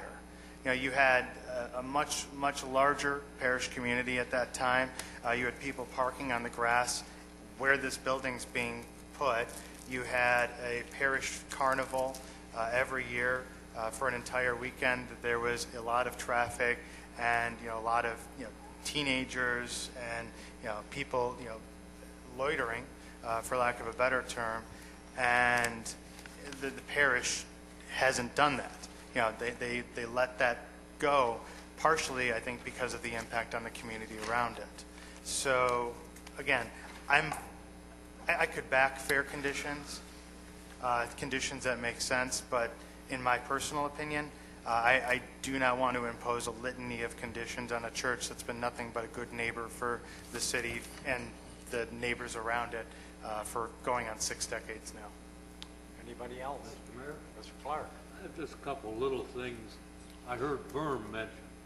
Well, I had asked about a berm previously, and I was told that no, we can't do that because that would send more water into the backyards of the people around.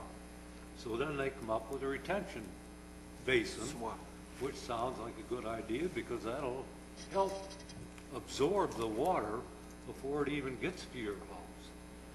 Another thing is a lot of people may not like the view.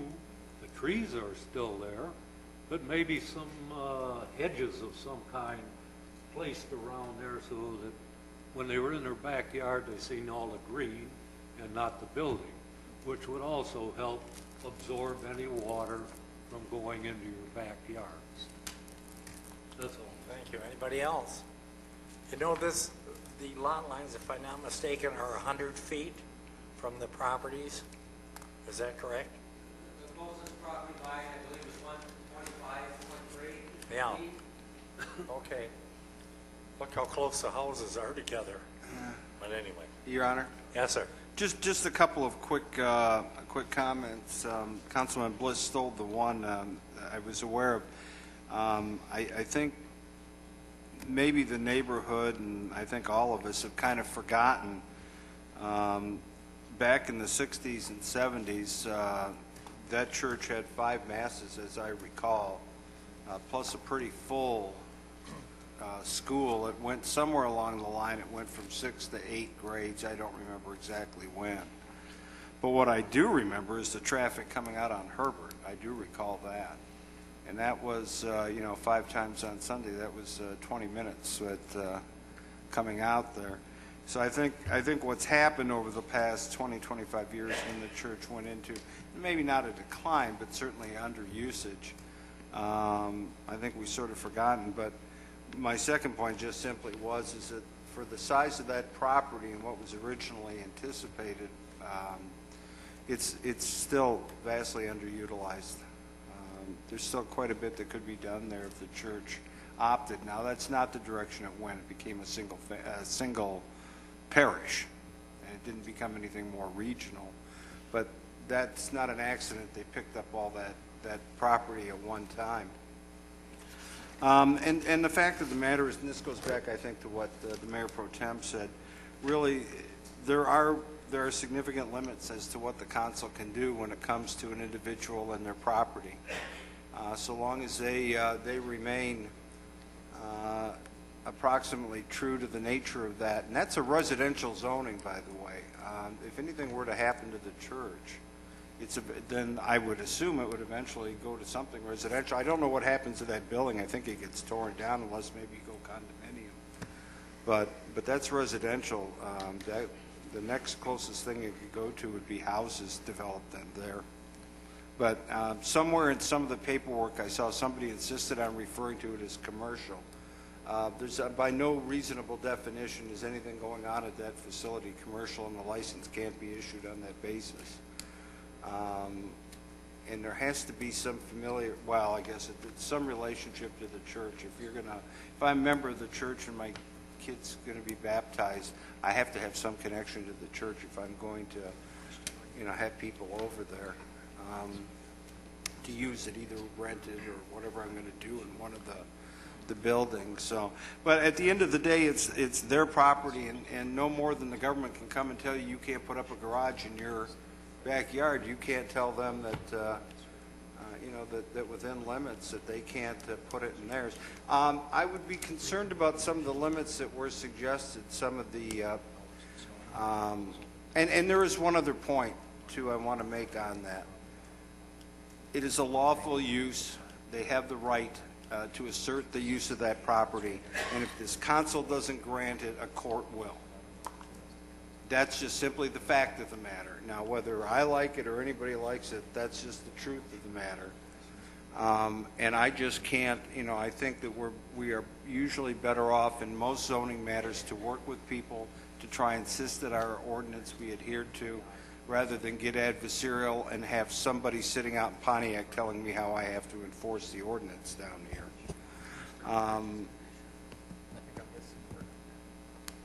Oh, and as far as it goes, I would be concerned about limits on the lighting only from a safety standpoint. And I'm thinking like at winter and stuff, just the ice and the snow and stuff. I mean, we can talk about that.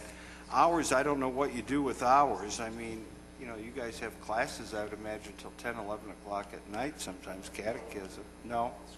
I don't know. 9 p.m.? No, okay. Well, maybe we could do something.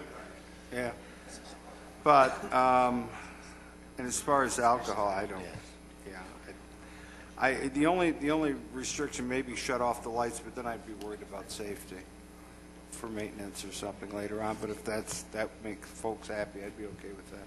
That's all I have, Your Honor. Mr. Mayor? Comments? Yeah, I have some comments. I understand everybody's concern. Last meeting we had, we tabled it because there were residents that came forward and talked about their side, their opinion.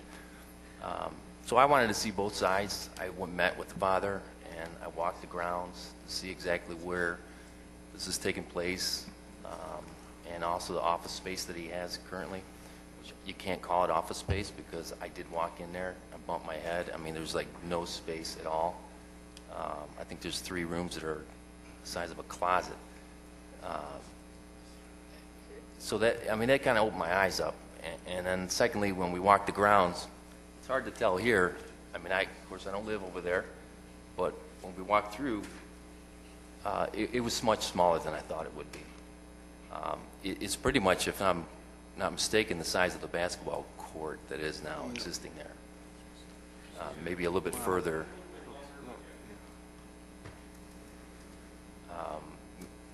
It was smaller than I thought. I really believe in the church's mission. I believe in my heart there's nothing but good, positive activities that will come from this. I think that there's a need for spiritual growth in the city as well. And fourth, I don't question Father's intentions or integrity at all. I think what they're doing is what they're trying to do is fulfill their mission and do good things for the city. And lastly, as most of the council members have talked about, this is an issue of private landowners' rights. If they meet all the requirements of the city zoning, it's only fair to grant it.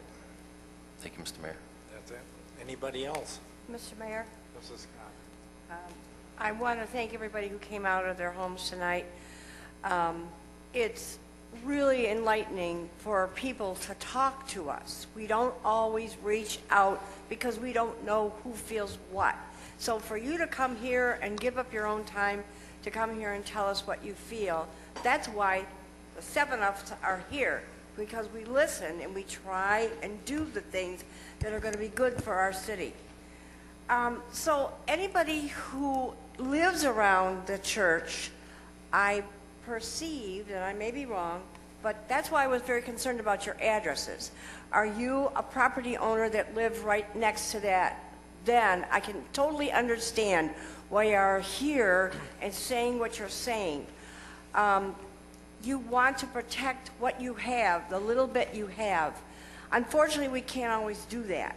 But I understand why you're here. Your property is your single most important investment you'll ever make, and you're concerned about your property values. And then I find out that sitting here on the council for 23 years, having gone through the Myers situation, if any of you are old enough and been here long enough to remember that, we went for 9 years trying to decide what we were going to do with the Myers coming into Madison Heights. And I totally understand why everybody was here that adjoined that 13-mile property, because they were concerned about the traffic too. And that's totally justified. And I'm concerned about the traffic because I know, I will admit, I do have a harder time leaving my subdivision when I go out on a 13-mile because there's more traffic. That could be because of the Myers, or maybe it can't. I don't know. But I do know there's more people driving, there's more people in our city, and you are driving a lot. So sometimes we perceive things and then later find out that maybe those perceptions didn't work out that way. And it's not so bad after all. I do think that Brian's idea of lighting, if that is a main concern with the people that live around there, I think that is something that could be looked into if you feel that that's an obstacle. Also, I don't feel that the church is going to attract the wrong kind of people for that property. It's going to be reverse. You're going to have the right kind of people going to that area. And so I don't think you're going to have them infringing on the neighborhood. I think they, most of the time, will respect your privacy, will respect the hours you keep, will respect the laws that the church has already in place. If they've been good neighbors in this all this time, then I would think that they would continue to be that, because obviously they have a respect for their neighbors already, and they've shown that to you.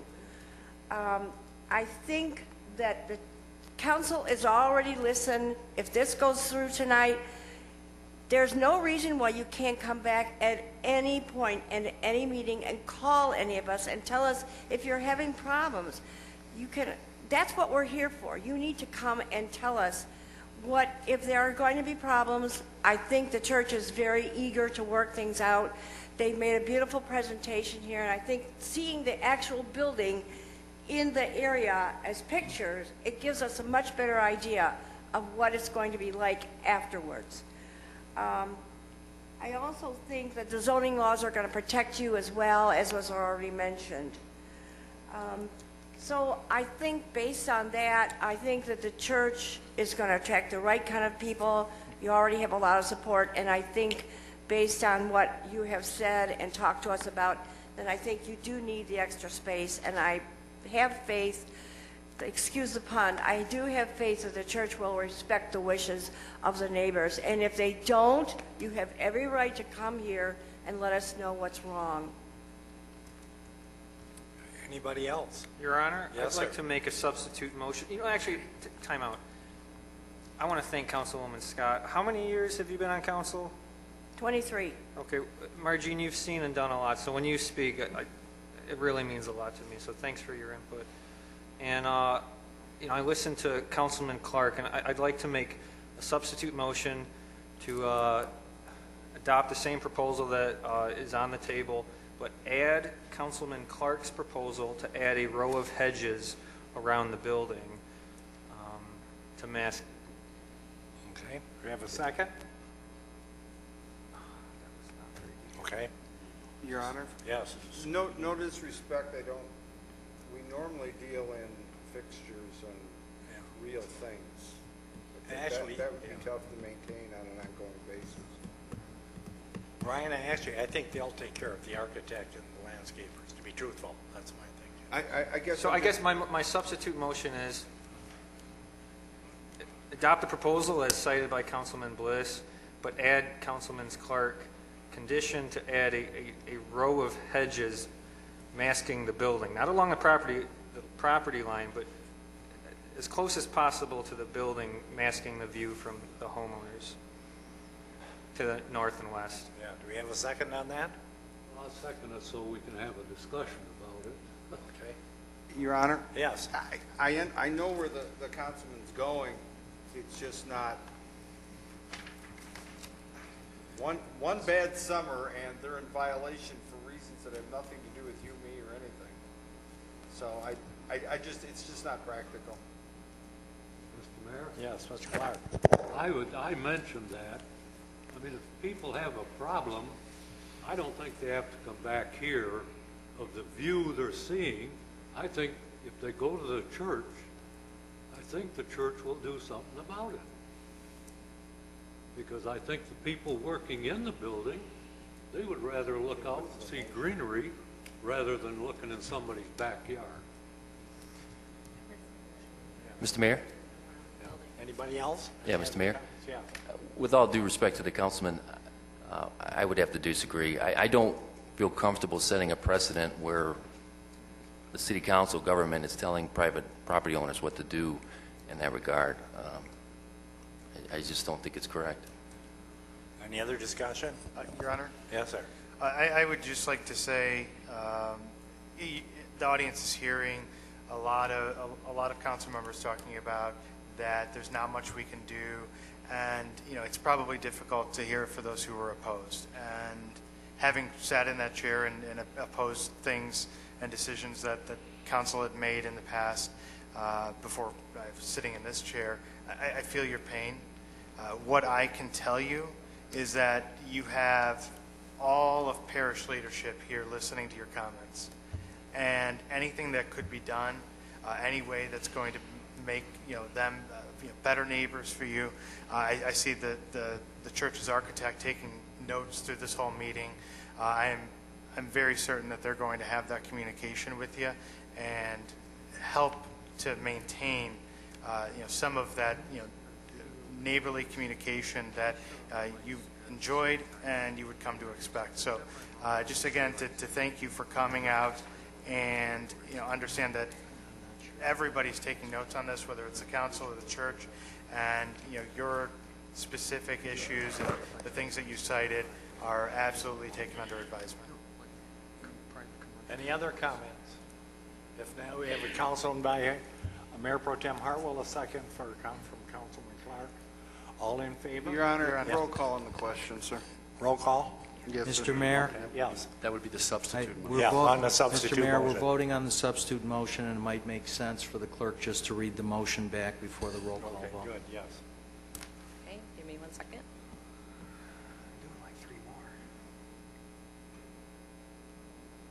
Okay, the substitute motion was to approve the special approval of the St. Vincent Ferrer Catholic Church to construct a new administrative building in R3 one-family residential district at 1087 East Gardenia, and to add a row of hedges around the building masking the view. Okay. So roll call vote on that? Okay. Your Honor? Yes. And I think the motion also included that it was on the north and west side. Oh, did it? I'm sorry. Having what now? I'll ask the maker of the motion. North and west side. That's correct. I stated that. That's correct. Oh, okay. I apologize. Okay. Roll call vote, so that would be Councilman Bliss, No? Councilman Clark, No. Councilman Corbett, No. Mayor Pro Tem Hartwell, Yes. Councilwoman Scott, No. Councilman Soltis, No. and Mayor Swenson. No. So we go back to the original motion. Your Honor? Yes, sir. I'd like to make a substitute motion. I heard Councilwoman Scott reach out to me. I'm sorry, folks, but this is important. Councilwoman Scott talked about lighting. Some other members of council talked about lighting. I make a substitute motion to adopt what Councilman Bliss just stated for the regular motion and add a limitation on any new lighting or adjusted lighting must be shut off after midnight. Do you have a second? Okay, let's go back to the original motion. One final substitute motion, Your Oh, Honor. please, okay. In the application, the applicant says that their hours of operation will be from 8 a.m. to 5 p.m. with occasional meetings from 6:30 p.m. to 8 p.m. I move as a substitute motion to adopt the same language that Councilman Bliss stated for the regular motion, but add a condition of City Council to limit hours to firmly limit hours up to 8 p.m. as stated by the applicant in its own handwriting in the applicant's application. A second on this? Okay, back to the original motion then. We have a motion by Councilman Bliss, a second by Councilman Clark for the approval of the 1501. All in favor?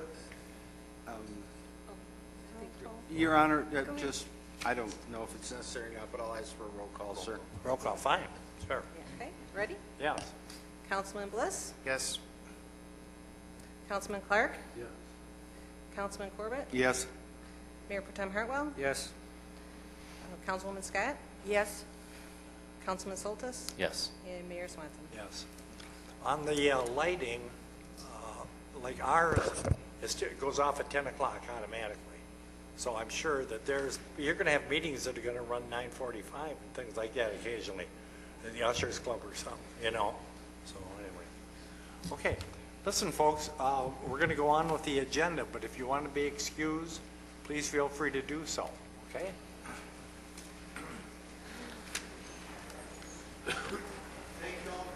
Well, thank you for coming, yeah, Every thank you. night. Thank you. Very nice meeting. Take care, guys. We need you to be Father, here. I learned how to control the crowd from you.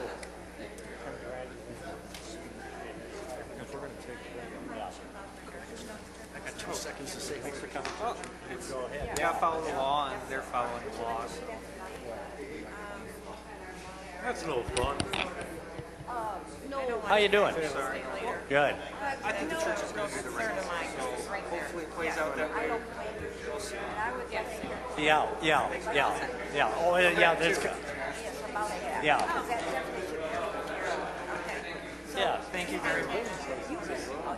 Even write a letter to the city. Yeah, I know that. Or write a Martha? note to one of us. and All right, bring you're it going to up. let me know? Okay. All You're going right. to let me know? Glad to help. It's only that one group. Yeah, okay. And the mayor asked them to come. Okay, all right. Okay, good. Thank you. I'm going to be in the parade. I haven't said anything yet. Yeah. Still have time, don't worry. I stopped off.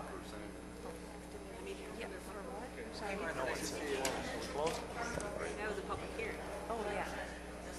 Oh, no, we set to a meeting. Yeah, I'm sorry. Yeah.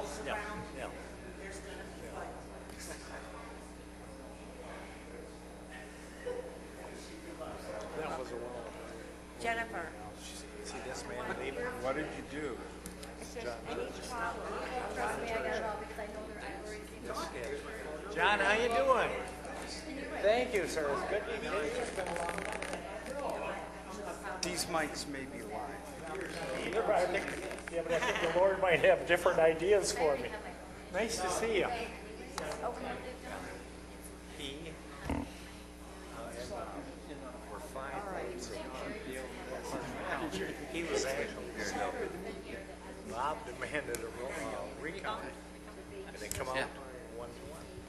So they went up to Oakland County. No. He reached in the box, and Bob wanted to sit, but he was already sitting. Mind if I... No. That's when Well, you better see if that quit. I'm seeing him Wednesday.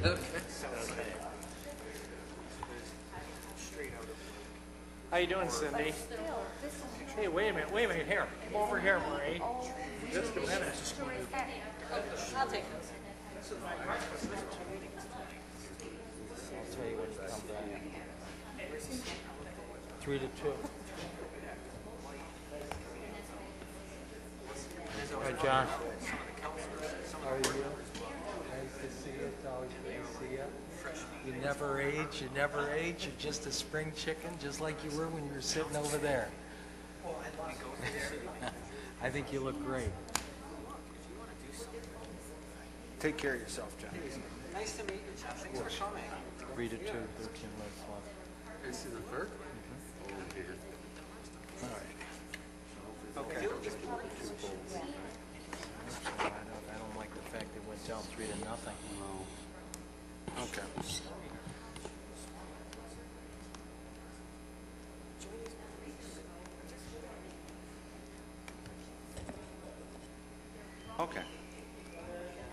Ed?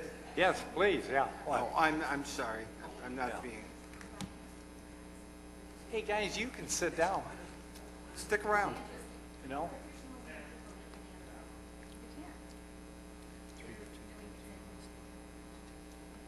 Okay, the next item on the agenda is the reports on agenda, interested parties in the audience. Is there anything on our agenda that anybody in the audience wants brought forward at this time?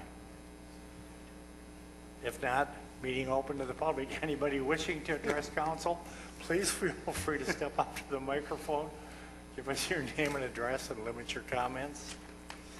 Item C, communications. We have nothing this evening. Under reports, we have, if you could read the motion, please. Yes, Your Honor. We have Harless versus City of Madison Heights et al. Reports number 1 that was added earlier in the meeting. And the city attorney, staff, and I would request that council concur with the recommendation of the MMRMA's special legal counsel as discussed in closed session of April 27. Thank you, sir. Can we have a motion? Your Honor. Mr. Corbett. Sir, I move that the council concur with the recommendation of staff and specifically MMRA counsel in the matter of Harless versus Madison Heights et al. Okay, thank you. Second? Mr. Mayor? Mr. Soltis. I'd like the second, please. Discussion? All in favor, aye? Aye. Opposed? Next item on the agenda is items for future public hearings. We have nothing scheduled. Likewise, item F, bid awards purchases, nothing is scheduled. Item G, ordinances, the same way. We do have to have minutes or approval of the minutes of the special council meeting on April 13th, 2015, if we could, please. Mr. Mayor, Mr. Clark. I make a motion to approve the special meetings minutes for April 13th, and they should be adopted as printed. Thank you, sir. Second. Your Honor. Mr. Bliss. Support. Discussion? All in favor, aye? Aye. Opposed? Can we have approval of the minutes of the regular council meeting of April 13th, please? Mr. Mayor, Mrs. Scott. motion to approve the regular minutes of the council meeting from April 13th, 2015, as printed. Thank you. Second. Your Honor. Mr. Corbett. I'd be happy to support that motion, sir. Discussion? All in favor, aye? Aye. Okay, unfinished business. Item H, nothing is scheduled for this evening. Appointments, we have a lot of openings. Brownfield Redevelopment Authority Charter Amendment and Ordinance Revision Committee, Community Development Block Grant, Crime Commission, Construction Board of Appeals. Turn the page here. Another, what else we have? Oh, this. Yeah, there we go. Environmental Citizens Committee, Historical Commission, Library Advisory Board, Parks and Rec Advisory Board, Tax Board of Review, Zoning Board of Appeals. Anybody feel free, join one of our commissions. It's great. It's a lot of fun, and you're doing something for the city. So thank you. Executive session, we have nothing scheduled for this evening. So with council's approval, we'd like to go into closing comments, and we start, as always, with Councilman Corbett, sir. The only thing just this evening, sir, is just a reminder that council maintains office hours on Fridays at the library. We'll probably do that through the end of the month. Fridays between 1 and 2, we're available for conversation, complaints, compliments, whatever is appropriate. Excuse me, is it the end of March, or end of May? Through the end of May. End of May, okay, thanks. Guess that's it, sir. I have nothing else. Donuts? No. No, but I understand you're bringing the margaritas this Friday. Councilman Bliss, sir. I guess, Your Honor. So I didn't have anything coming into the comments, but your rundown of the different boards kind of sparked a comment in me that a lot of times there are a lot of opinions that our citizens hold. And we do our best to respond to those who email us or call us and, try to adopt some of their vision into our own. But one of the best ways that any citizen can direct where the city is going is in those boards.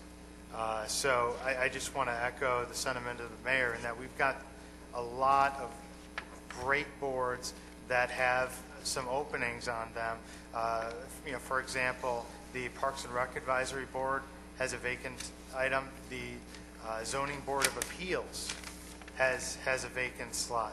There are so many great boards that impact the direction of our city, and so I just encourage everybody that's sitting at home, everybody that was here today, and looking back at the meeting, to join some of those boards and have a direct say in the direction of this city. It's very pivotal, and I think every one of my colleagues up here would agree. So that's it, Your Honor. Thank you, sir. Mayor Pro Tem Hartwell, sir. I used all my words up at the last vote, so I'm done. Thank you.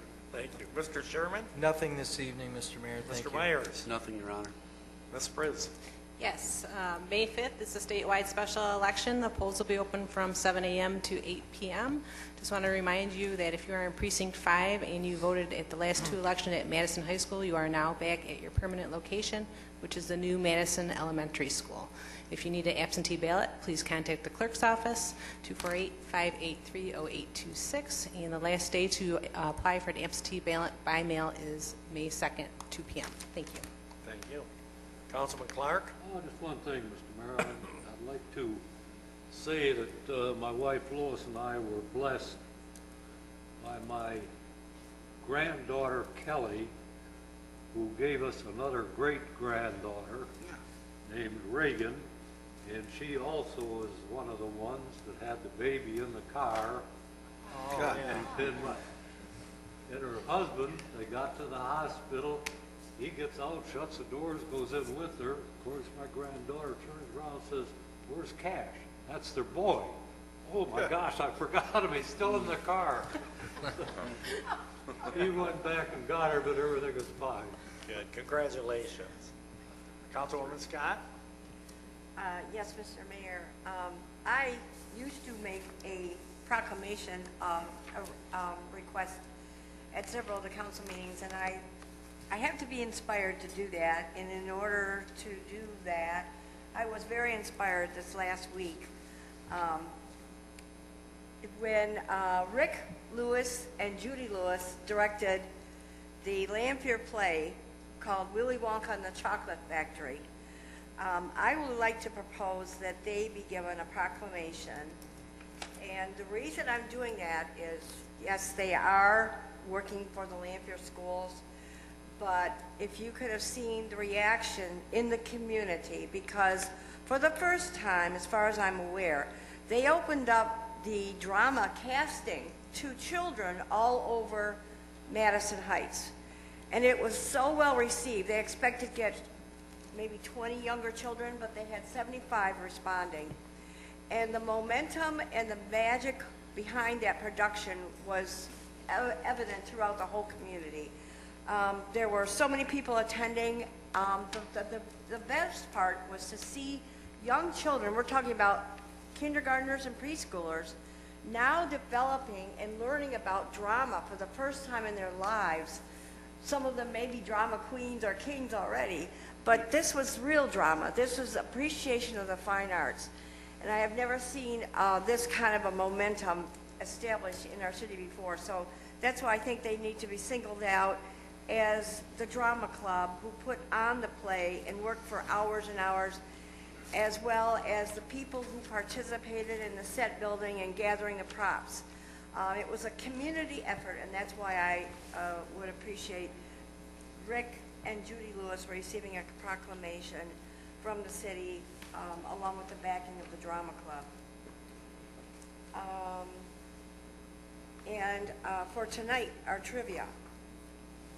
Last week, we asked you the question, what are the two former stores that occupied the Kmarts on 12 Mile and John R? And that's the Kmarts that exist today, but basically we're talking about the northwest corner of 12 Mile and John R. And the choices were the Village Inn and Kresge's, B, John R. Lumber and Frank's Nursery, C, Sanders and Baskin Robbins, and D, Hudson Budget Stores and E.J. Corvette. And the correct answer is D, Hudson's Budget Stores. And I know on the last few weeks on Facebook, we have had a continuous run of people saying, oh, I worked here or I worked there. Now, the Kmart's came first, the Corvettes came first, the Hudson budget came first, but I did research today. Thanks to Jim. Thank you for your information. In 1961, the Hudson's budget store opened. That's when it was completed. And in 1969, which was 8 years later, that's when it changed to EJ Corvettes. And, by the way, in 2000, that's when it changed to Kmart's. So I hope I've set the record straight, and the correct answer to that question is Hudson's Budget Stores and EJ Corvettes. My new question for tonight is, what was proposed to be built in 1952? I know this predates a lot of people that are living here now, but that would be the northeast area of John R. and 12 Mile Road, and what was built there instead. So, your choices are A, now remember this is the east corner of John R. and 12 Mile. The A is the Northeast Airport, then the Oakland County Incinerator, or is it B, Oakland County Landfill, then the Oakland County Incinerator? Is it C, Oakland Mall, then the Madison Heights Post Office? Or is it D, Oakland County Landfill, and then the Abbey Movie Theater? So one of those questions is right. And I will give you dates on that too. Okay. Are you sure on Corvettes? It appeared to me that it was younger than 2009. Oh, it was, are you I mean, 2000, it was 1969 that it was built. 1969. Yeah. It wasn't before that? No, according to the assessing office, we have the Hudson Budget Stores being there at 1961, and Corvettes following in 1969. Thanks, Jim. Yeah. Okay. Anything else? That's all, Mr. Mayor. Councilman Soltis. Yes, sir. Just a few items. This year, June 2nd, is the Older Michiganians Day. Now, last year we went about 25 seniors in the bus. The large bus broke down, but then we had the smaller bus come pick us up. Councilman Hartrow was there too, and it was a beautiful day over in Lansing at the Capitol. Yeah. So on the front lawns, they have tents set up. There's thousands of seniors and advocates and state legislators as well. And we met them all, and we talked with other advocates, and we even went on up in the House Gallery, and Representative Townsend announced us, so that was a great, I think all the seniors that went hopefully will come again. We had a great time, took pictures and everything. So that's June 2nd. Check out at the Senior Center. I think they have a flyer that'll start being up and a phone number. Like last year, it's going to be absolutely free because the Area Agency on Aging gives us lunch like they did last year, and it's a really nice box lunch. And so the bus fare will be taken care of, and the lunch and everything, so it's a great time. And if you want, call me, 248-219-6381, and we'd be happy to have us join. Third, the Meals on Wheels. We talked at the budget meeting. I want to see a little bit more maybe outreach to the seniors. I think there's probably more seniors that need homebound meals that are receiving it. So if you know anybody, a neighbor, across the street, next door, whatever, just give us a call, and we'll put them on the list, and then they'll be able to receive the lunch. And third, I'll keep saying this forever, but over the weekend, I was at the park over here by the police and fire parking lot, and there must have been a memorial or some family gathering. I don't know, but there was a whole bunch of people, and the lots were filled, and they were driving. I'm not blaming them, but they were driving through the police parking lot, kind of real slow, looking for spots. They even parked in the parking lot, the police parking lot itself. I'm not faulting them because everybody can see that sign, and they're not really understanding that this is the police parking lot. So I really want to advocate for some type of fence. Now, I don't want it to be some barricade fence where it blocks off citizens and everything, but I think we need something there because the lot was really filled with residents instead of the police officers. So just food for thought. Our budget is already in the process, but maybe next year. Thank you, sir. Thank you, sir. I'd like to congratulate Commissioner McGilvery for the cleanup of the Nature Center. I don't think they had an awful lot of people. I think they only had about 25, and last year they had over 100. But we had we had the budget session, so that, it conflicted really. With that, I'd like to thank everybody that was here. I think it was a good meeting. Thank council for being here and doing a good job. And does anybody have any questions for council or anybody?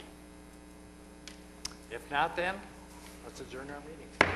Thanks for being here. Officers, thank you.